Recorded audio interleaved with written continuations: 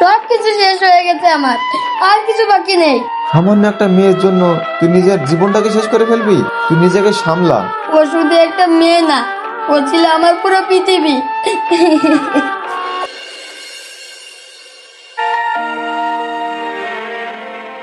কিছু কিছু সময় জীবনে এমন ভাবে আসে, সেদিন সব কিছুই বদলে যায়।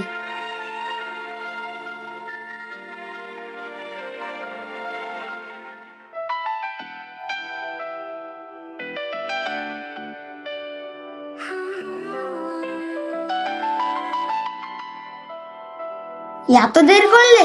আমি তোমার জন্য অনেকক্ষণ ধরে অপেক্ষা করছি।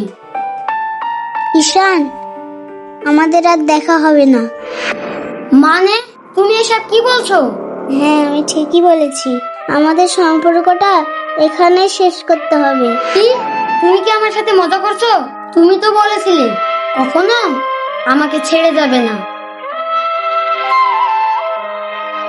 হে আল্লাহ, আমি আর পাচ্ছি না।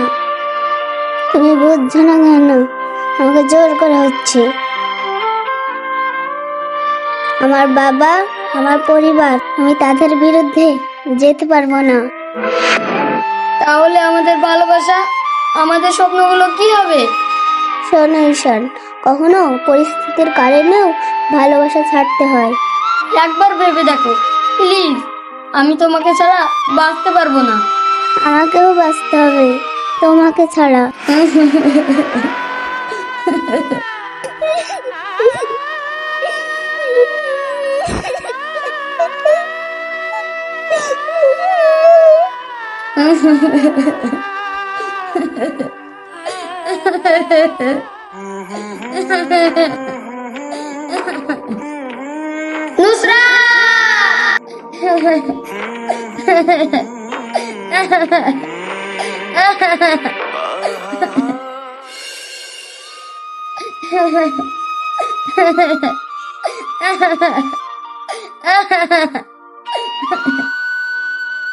যে মানুষটা ছিল আমার সবকিছু, আর সেই মানুষটা আমাকে ভুলে গেল।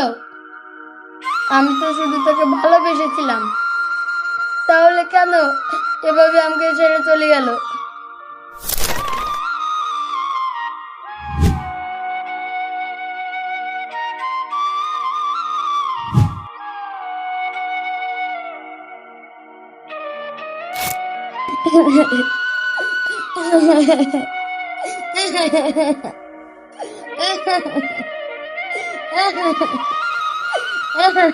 ঈশান, ঘরে আছিস?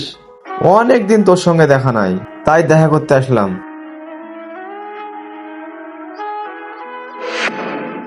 ঈশান, এই অবস্থা কেন রে?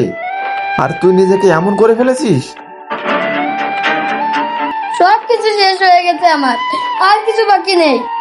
কেন, কি শেষ হয়েছে তোর? নুসরাত আমাকে ধোকা দিয়ে চলে গেছে, আমার জীবনটাকে শেষ করে ফেলেছে।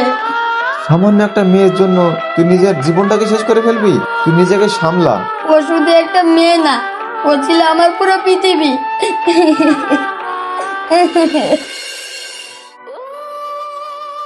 সবাই ভাবে আজ আমার জীবনের সবচেয়ে খুশির দিন, কিন্তু কেউ জানি না আজ আমি সবচেয়ে বেশি কষ্টে আছি।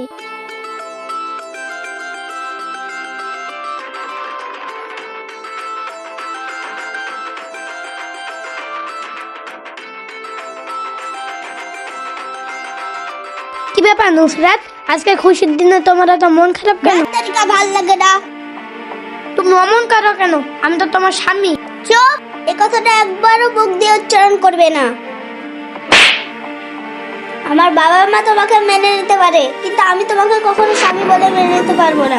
জোর করে সব পাওয়া যায়, কিন্তু মন পাওয়া যায় না। নুসরাত, আমি তোমাকে জোর করতে চাই না। আমি জানি তুমি আমাকে কখনোই মেনে নিতে পারবে না। আমি তোমাকে জোরও করব না। ঠিক আছে, তুমি একটু এগিয়ে যাও, আমি ঘুমাই। আমি আপনার সাথে এক বিছানায় ঘুমাতে পারবো না। ঠিক আছে, তুমি এখানে ঘুমাও, আমি নিচে ঘুমোচ্ছি।